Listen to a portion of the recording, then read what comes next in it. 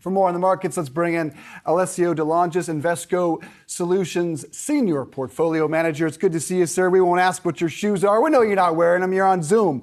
So consumer sentiment, all-time low. Markets finish way up. What are they reacting to?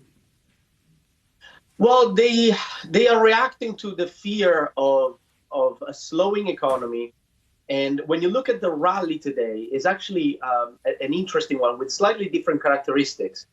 Today is a rally where quality-oriented stocks, more defensive sectors with less cyclicality embedded in them, are actually outperforming. So it's somewhat of a defensive rally. It's a very welcome rally because we have come now from 6 months of struggles in the equity market. So any rally will really be welcome.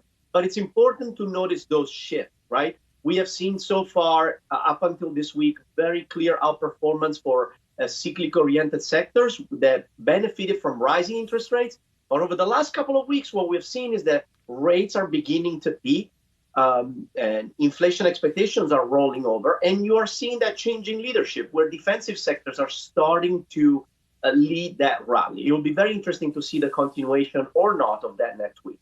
So then, as we think about earnings season, then, what are some of the trends that you're watching there? And could we be perhaps concerned we're seeing some more stocks move into being considered value stocks? What are you keeping an eye on there? Well, what I'm keeping an eye on, it's really earnings per se, because, so much of the rhetoric year to date has been about, oh, look, the S&P 500 or global stocks are down 25%. We've got to be pricing in the recession already.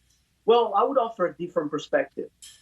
Stocks are down as much as long-term government bonds. If you take the 30-year treasury, it's down 25%. What that tells us is that stocks have simply underperformed in line with government bonds. In other words, they have underperformed as a result of higher discount rates.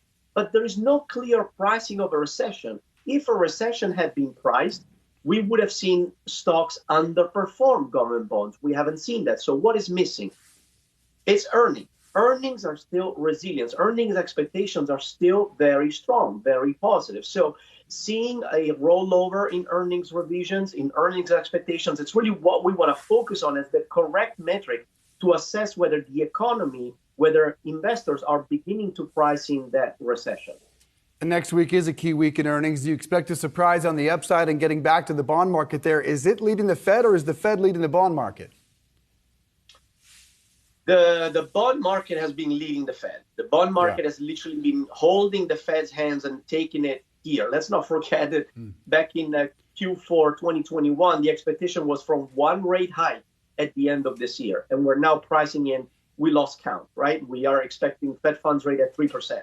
So I think at this point, however, what is changing is that now growth expectations are likely to take lead again over market dynamics. So far this year has been mostly about inflation expectations but the bond market leading the equity market. I think now it's going to change. That leadership is going to change. It's going to be equities and growth expectations driving bond yields and driving the Fed. So then how do you rotate your portfolio, giving this in mind? It's a very interesting question because it is still too soon, in our opinion, to position for a recession. Positioning a portfolio for a recession can be very expensive if you are too early.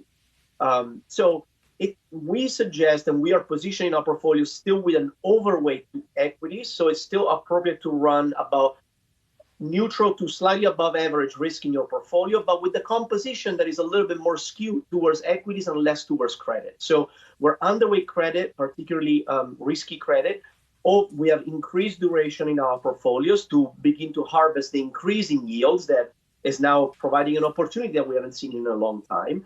Still maintaining an overweight equity position and more balance between cyclical and defensive sectors, preparing for that potential rollover in the second half for a more clear rotation towards defensive sectors such as communication services, technology, healthcare, staples, and so on. Really are just two camps at this point. One who believes that we will hit a recession in the next 12 to 18 months and those that thinks we can hit a soft landing. Where are you? So far, I think a soft landing is still our base case. We are very much in flux, to your point. Well, I think it's a given at this point that the economy is likely to grow below its potential for a while. So then it comes down to the technicality of defining a recession. Is a recession a prolonged periods of below trend growth, or do we need to see negative growth? Ultimately, I think it's a recession if the unemployment rate begins to rise. Standard metrics by the Fed suggest that it's nearly impossible to avoid a recession if the unemployment rate rises by about 0.5%. So far, still a soft landing, but I think 2023 looks a little bit more troublesome than the rest of this year. We'll definitely have to follow up on that unemployment rate, especially with the number of layoffs and hiring freezes that we're also seeing. A big thank you there. Eliseo de Longis, thank you so much.